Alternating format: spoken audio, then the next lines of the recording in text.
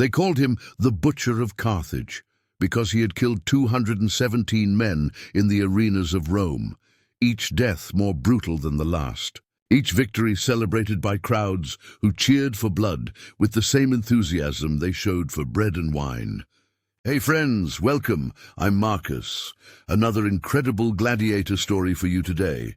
Let me know where you're watching from, and please hit that subscribe button. Let's get started. Maximus Decimator had earned his fearsome reputation through 14 years of merciless combat, never showing mercy, never hesitating to deliver the final blow, never once allowing emotion to cloud his purpose in the sand-covered killing grounds of the Colosseum. His hands had taken more lives than plague and famine combined. His sword had drunk more blood than the Tiber River during the worst floods, and his heart had become so hardened that even his fellow gladiators feared to look him in the eyes. But on this scorching July afternoon, as 50,000 Romans screamed for death and Emperor Nero himself leaned forward in anticipation, the mighty Butcher of Carthage stood frozen in the center of the arena, his sword trembling in his hand, unable to strike down the terrified young woman who knelt before him with tears streaming down her dirt-stained face. Because those tears had awakened something in his soul that 14 years of killing had buried so deep he thought it had died forever. Her name was Livia, though no one in Rome cared to know it, and she had been condemned to die in the arena not for any crime she had committed, but simply because she had tried to save her younger sister from being violated by a drunken senator who had spotted the girl at the market and decided he wanted her for his pleasure. Livia had fought back with the desperation of a mother wolf protecting her cubs, scratching the senator's face so deeply that he would carry the scars forever, biting his hand when he tried to drag her sister away, and screaming so loudly that half the marketplace had turned to witness his shameful behavior. The senator, humiliated by a mere peasant woman, had used his influence to have both sisters arrested on false charges of theft.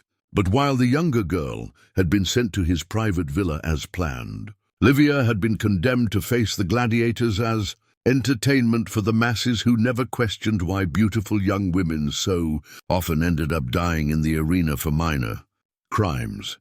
She had been in the dungeons beneath the Colosseum for 3 days, listening to the roar of crowds above, the screams of dying criminals, and the growls of wild beasts that would sometimes be released upon the condemned. The guards had told her she would face the Butcher of Carthage, describing in cruel detail how he had once decapitated 3 men with a single swing, how he had torn a man's heart from his chest with his bare hands, how he showed no more emotion killing humans than a farmer showed slaughtering chickens. They wanted her to be terrified, wanted her to provide good entertainment with her fear, wanted her to run and scream and beg so the crowd would be satisfied with the spectacle of her death.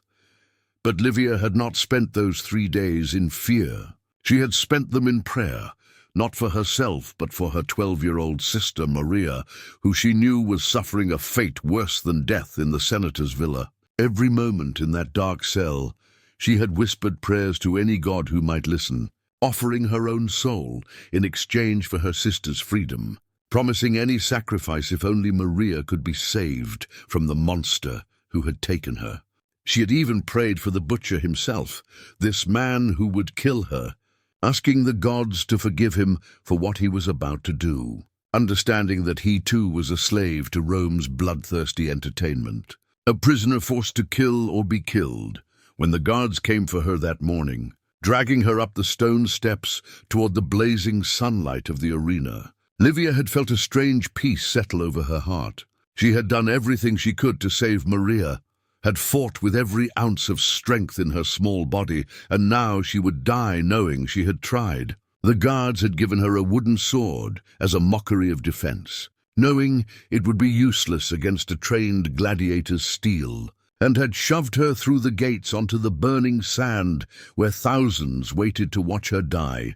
The crowd had erupted when Maximus entered from the opposite gate, his massive frame casting a shadow that seemed to darken half the arena, his armor gleaming like the scales of a dragon. his sword already drawn and ready for another easy kill. He had not even looked at her at first, simply raising his weapon to acknowledge the Emperor's presence, going through the traditional salute with the practiced ease of a man who had performed this ritual hundreds of times before. To him, she was just another condemned criminal, another nameless victim to add to his count, another few coins to his purse. But then Livia had done something that no condemned prisoner had ever done before in all his years of killing. Instead of running, instead of begging, instead of raising her pathetic wooden sword in useless defense, she had simply walked toward him with slow, deliberate steps, then fallen to her knees in the center of the arena. She had looked up at him with eyes that held no fear, only an infinite sadness, and tears had begun to flow down her cheeks as she spoke in a voice barely loud enough for him to hear. "I forgive you for what you're about to do. My death means nothing, but please, if there's any humanity left in you, pray for my sister Maria. She's only 12, and the senator who condemned me has her now. Just pray for her. That's all I ask before you kill me." Those words, spoken with such quiet resignation and selfless love, hit Maximus like a physical blow. For 14 years, every person he had faced had begged for their own life, had cursed him, had tried to fight or flee. But this young woman was using what she believed were her last moments not to plead for herself, but to ask for prayers for someone else. The tears on her face were not tears of self-pity or fear. They were tears of grief for a sister she could not save.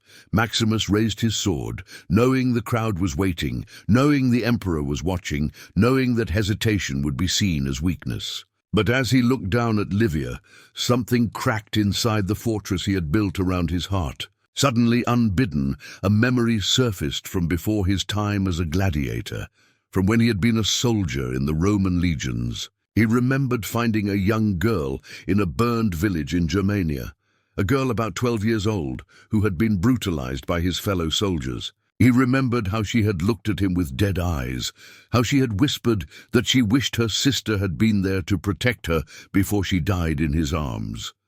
The sword began to tremble in his hand. The crowd, sensing something was wrong, began to murmur and shift restlessly. Emperor Nero leaned forward in his seat, his cruel eyes narrowing as he watched his favorite executioner hesitate. The other gladiators waiting in the tunnels pressed against the gates, trying to see what was causing the delay. Everyone expected the Butcher of Carthage to strike, to end this pathetic display with his typical brutal efficiency. But Maximus found himself speaking, his deep voice carrying across the arena. "What was your crime, woman?" Livia looked up at him, surprised that he had spoken to her. "I scratched a senator's face when he tried to take my sister for his pleasure. He had us both arrested on false charges. Now Maria is in his villa, and I am here to die for his entertainment. That is Roman justice, Gladiator. Kill me quickly, but remember Maria in your prayers. She's innocent of everything except being beautiful and poor. The truth in her words, the injustice of her situation, and most of all, the complete absence of hatred in her voice despite what was being done to her, shattered something fundamental in Maximus. He had killed murderers, thieves, enemy soldiers, and rival gladiators, telling himself they deserved death. But here was true innocence, a woman condemned to die simply for protecting her sister from a predator. And her tears, those pure tears of love and grief for another person, reminded him of something he had forgotten, that he had once been human, had once had a mother who cried such tears for him when he was taken for the legions. If you enjoy these gladiator stories, subscribe to the channel. We share new stories every day. Do you think one woman's tears can awaken humanity in even the most hardened killer? Tell us what you think in the comments. The crowd was growing restless, beginning to shout for blood. "Kill her!" they screamed.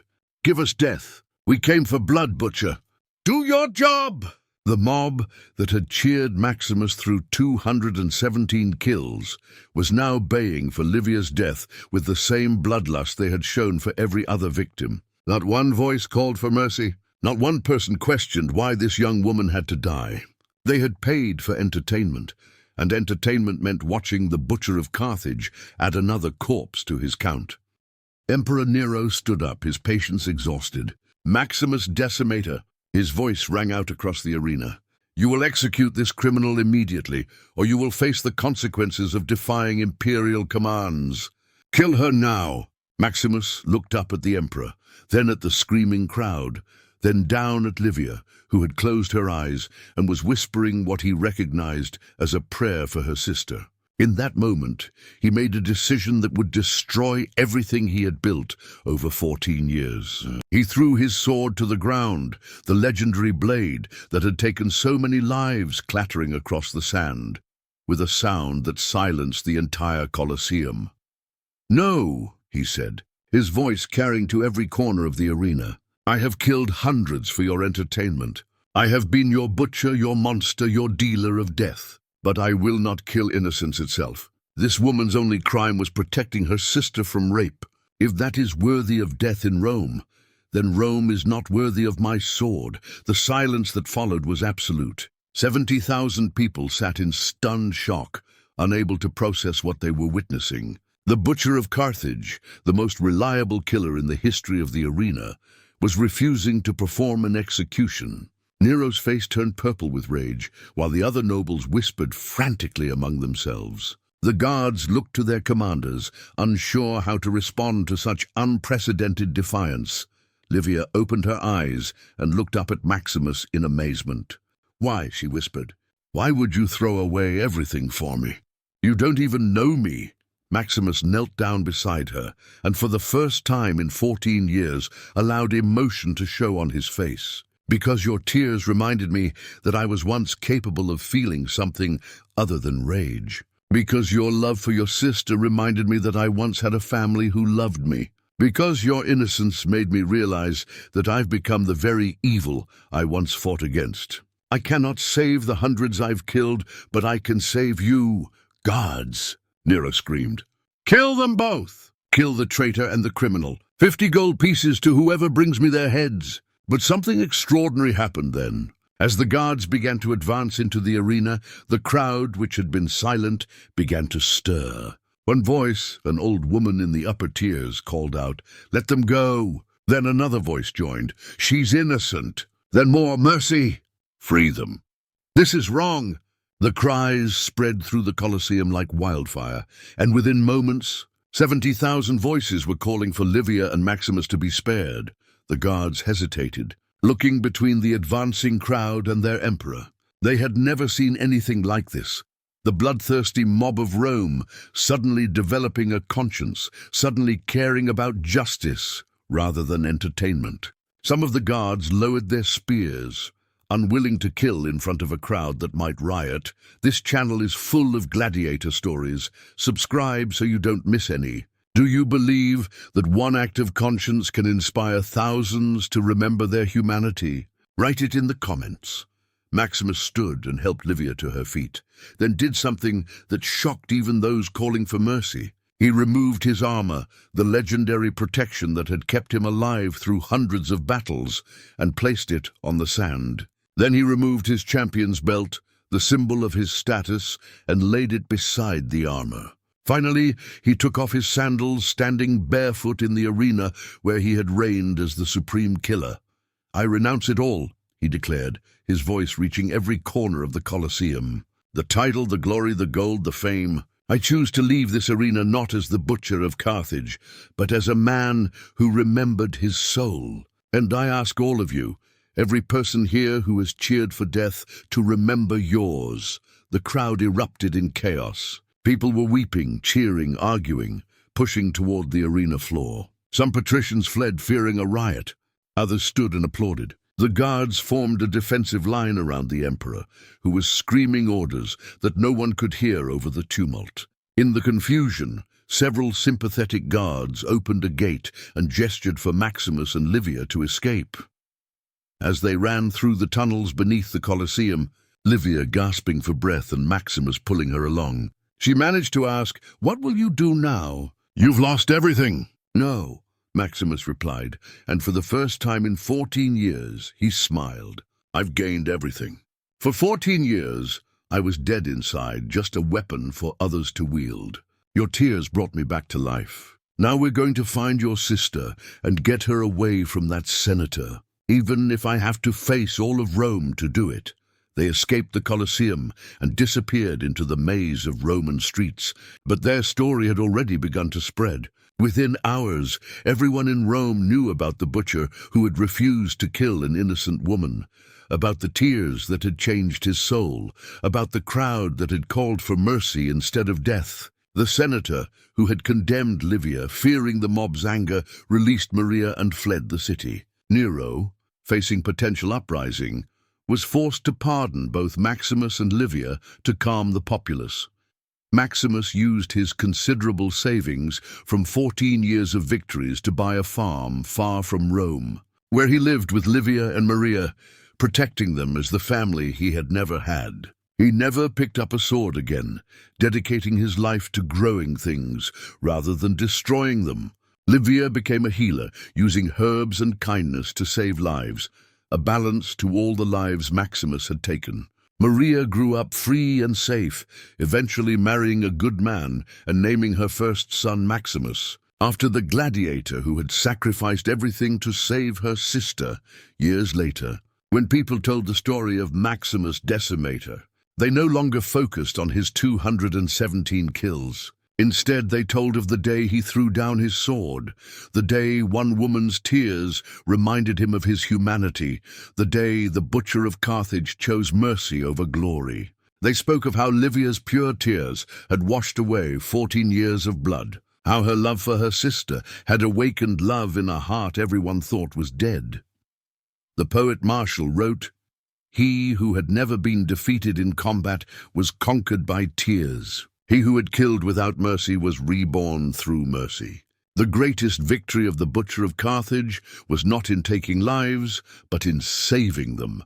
If you enjoyed this story, subscribe and hit the bell. We have new Gladiator stories every day. Subscribe so you don't miss them.